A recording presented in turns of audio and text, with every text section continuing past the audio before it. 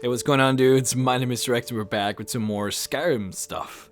I wanted to talk a little bit about Raven Rock because I've been trying to get back into the groove, getting back into the game. Played a little bit through just sort of the normal stuff in Skyrim, just trying to level to 15 or just about 20, just enough so that I could play Dragonborn at a little bit of a higher level, when I'm supposed to.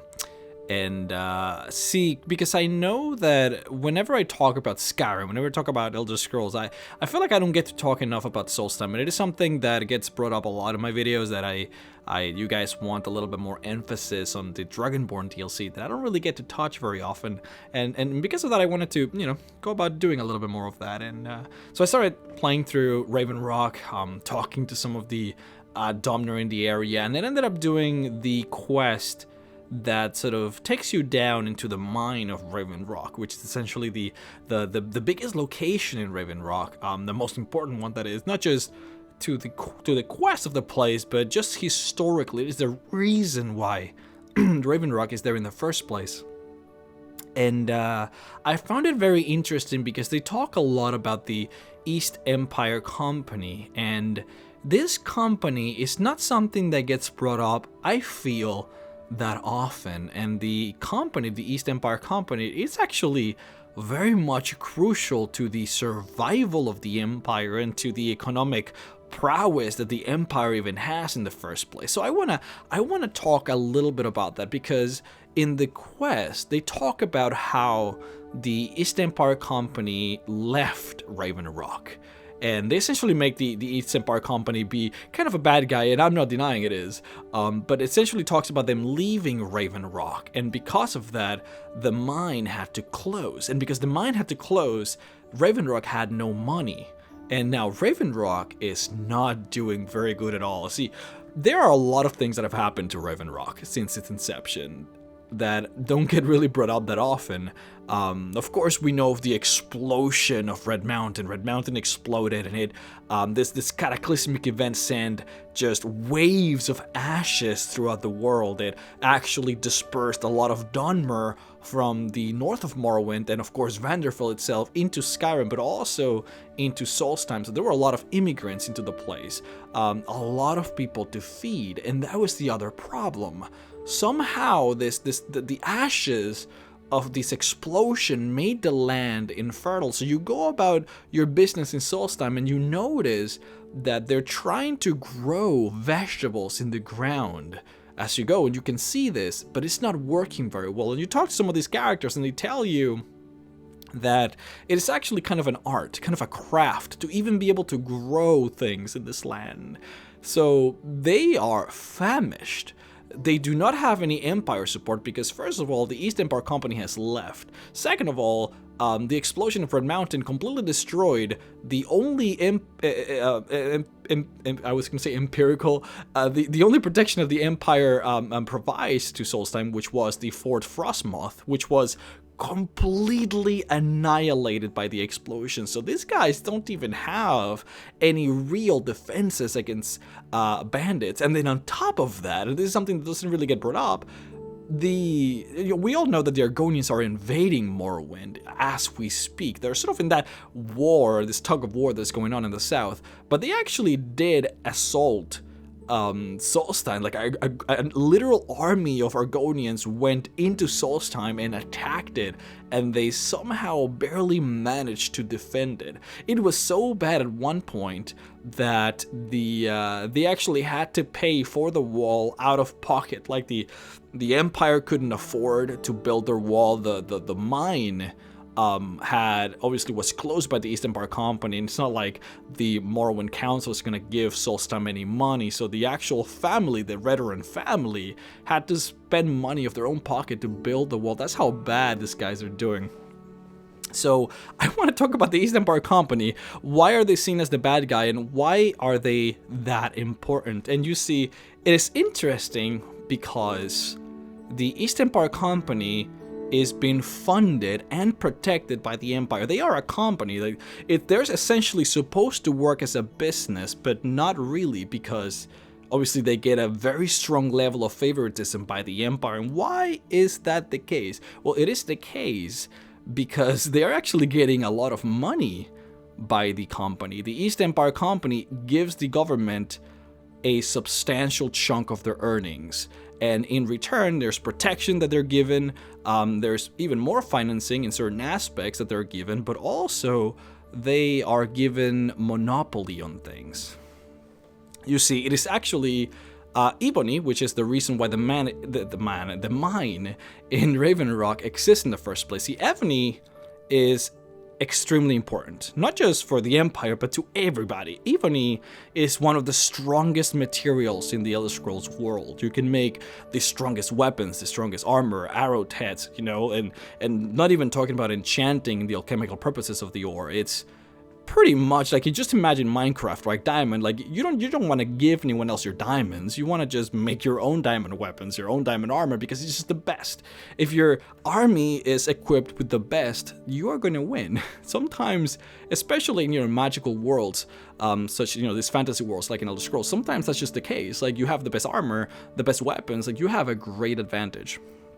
So it is in fact illegal for certain ebony ores to be sold or traded unless it is done so by the East Empire Company.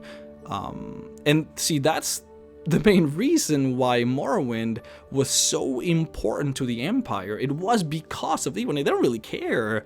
They respect the power of the Council, they respect the power of Morrowind, but it really was the Ebony. Ebony is that important. You see, Ebony grows particularly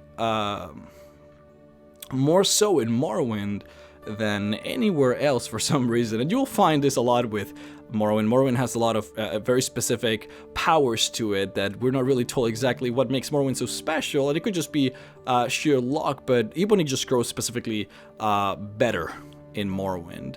And that's why it is so important to the Empire, and it is illegal for anyone to trade. You can't just like go and mine Ebony and then just go and sell it somewhere else. Like, if you want to mine Ebony in Morrowind and just like transport your caravan of Ebony into Skyrim and sell it to Falkreath, you cannot do that. It is illegal by the Empire. Which is, these things are always interesting. There's a couple of things that are illegal in the Empire. We know that levitation magic is illegal in the Empire. Obviously, you have things like skooma or whatever that are also kind of interesting. We have talked about a lot of these different things. There's a few meads made by Skyrim that are illegal. But there are reasons for this. And I want to talk about a few of them. Because it's not just Ebony. And this has to do, because I'm going all around the place and I want to digress a little bit, but this is why I want to talk about why is the East Empire Company important to the Empire. There are these things in Morrowind that are also illegal, that are not particularly just the Ebony, but and of course the Dwemer artifacts are also illegal to trade, except if the East Empire Company is doing it.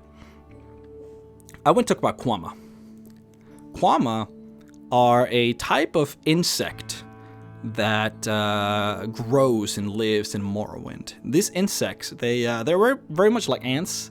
They like sort of build little networks of like maze-like tunnels below the ground, where they sort of search for food. They have their queen. Their queen is too big, too fat to really move, but she sort of commands the other Quama to sort of work. You have your Quama workers, you have your Quama warriors, etc. It's very much like ants. The thing about Quama, however, is that their eggs are actually very much part of the standard cuisine of Morrowind. It's sort of like what they eat. You have Quama eggs, you have the little baby Quamas, I believe they're called cribs or scripts, I don't remember the name, but they're babies. As crazy as it sounds, the jerky that you get from these baby Quamas are actually also a big part of the staple of what Morrowind eats, and then on top of that, the jelly that these guys produce are also very much a staple. So as far as the Morrowind economy goes, it's crucial. The Quamas are a big deal. So what Morrowind does is they form Quama mines. And you'll see this when you're playing through Morrowind. You'll go through these mines and you'll see the Quamas and you'll see the eggs, and you can sort of, sometimes very much, you can just steal eggs from these Quamas and they don't do anything. And it is because the Morrowind have stolen the eggs of Quamas for generations, for hundreds and hundreds of years, to the points where they have domesticated this Quamas to not care when you take their eggs. I guess it's very much like a dog, like if you have a dog and she has puppies, and you start playing with the puppies and you take them away. As sad as it sounds, your dog's not gonna kill you. The dog is not gonna bite you. I guess maybe sort of a little bit like that, because it can be a little bit difficult to even comprehend a Quama this big, like bug, sort of not really caring when you take their babies. But they have domesticated them, and they sort of have this symbiotic relationship between the two of them, where the Dwemer actually protect the Quama because they know that they need those eggs. They need those babies so that the Morrowind people can eat in the first place. Now, what's interesting is that it is actually illegal, and this is what I want to get back to the East Empire Company. It is illegal for a person to take these eggs from the Quama and actually go towards Cyrodiil and sell those eggs. It is illegal because the East Empire Company has monopoly on this. You can only do this type of trading through the East Empire Company. So if you want to spend your money, if you want to invest in Quama eggs, you have to give those eggs to the East Empire Company, have them take them to Cyrodiil and have them sell them in Cyrodiil. And of course, all that money gets sent to the Empire, because a chunk of the profits that the East Empire Company makes, the Emperor gets. And that's, you see, there's that little, this is why the Emperor wants to help the East Empire companies, because when you have a monopoly, you get a lot to gain when you start talking about, making trade and deals and, business in general. But that's not the only thing. There's a lot of stuff that the Empire has within their grasp that they don't allow the normal people to trade. There is this perfume called the Tilvani bug musk, which it's just like a little scarab that grows in Morrowind, that I suppose they have this little liquid that they drop that you can make perfume out of it. But I want to talk about Mast, and I want to talk about Sujamma, because this is something, and I want to get back to Dragonborn. When you're playing Dragonborn, you find Sujamma and you find Mast. Now, Sujamma is just a strong liquor. Mast is supposed to be like sake, so it's just like a rice, little wine or something.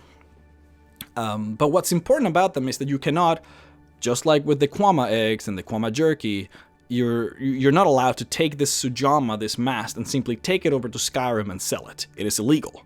You need to do this through the East Empire Company. You see, it is so because there are tariffs put into these products. If you were to just simply bring the Sujamma from Morrowind into Cyrodiil, the Empire fears, they actually are afraid that the Cyrodiilians will start drinking Sujamma instead of drinking Cyrodiilic brandy. Because if that were to happen, then the Cyrodiilic brandy will, the people that make the brandy would lose their jobs. The farms, the factories that make these brandies, they wouldn't get enough money anymore, which means that the local products of Cyrodiil will start hurting. Of course, the Empire, the Emperor doesn't want that. So what they do is they put some pretty nasty tariffs on Sujamma and Mast, so that when they get brought into Cyrodiil, instead of costing 1 gold, they cost 2 gold. Whereas the Cyrodiilic brandy, say, it costs only 1 gold. So people would be more willing to buy the brandy instead of buying the Sujamma, which in turn, makes it more profitable for the Empire. It pisses off the Morrowind people, but I mean, the Emperor doesn't really care about the Morrowind people that much. And you see, that's why it's so important for the Emperor to have this connection to the East Empire Company, because if they didn't have this monopoly, then anyone could just take Sujamma from Morrowind and then take it into Skyrim and then sell it really cheap, right? So you lose that level of control when you don't have that monopoly, and that's what the Empire doesn't want to happen. And that's why there's that little bit of a connection in there, which makes the East Empire Company really, really powerful. So the East Empire Company left Raven Rock. Of course, there was that excuse that was given that the ebony mine had run dry, that there was no reason to stay there. And of course, as you begin the quest in Raven Rock, you are told otherwise. You're told that there's something fishy about this, that they couldn't have just left, that something must have happened inside of the mine that had made them leave. And of course, I don't really want to spoil, the quest, but you can. I did the quest. And I sort of enjoyed the talk about the Instant Mario Company, how important it is, and about Even in general. I wanted to talk a little bit about it because I thought it was interesting. So yeah, I hope that after listening to this video, maybe you do the quest a little bit and it gives you a different perspective. Maybe just more knowledge on not just the Eastern Part Company, but the town. I mean, this just tells you how terrible the town is doing, because the whole reason this town was made in the first place was literally just because of the Eastern Part Company. They went in there, they saw the mine, they started building it, and then everyone just started to coalesce in this area. And now that the East Empire sort of left, the towns started dying, and it's sort of a very, and of course there's a lot of other things that sort of happen to enhance this, but it tells you just the power that this company possesses. So just interesting things. Anyways, guys, I hope you all enjoyed the video. Make sure to follow me on Twitter. Link is in the description. I just wanted to warm up a little bit, talk a little bit about Skyrim. It's been a while. I was nervous actually about doing this video. It's been a while since I last talked about Skyrim, and I get nervous. I don't know. I still get this even after 4 or 5 years of doing YouTube. Whenever I do these things, I get nervous. It's a little bit better when I have a script, but yeah, hope you guys enjoyed it, and let me know just what you guys want to hear about. Have a good day.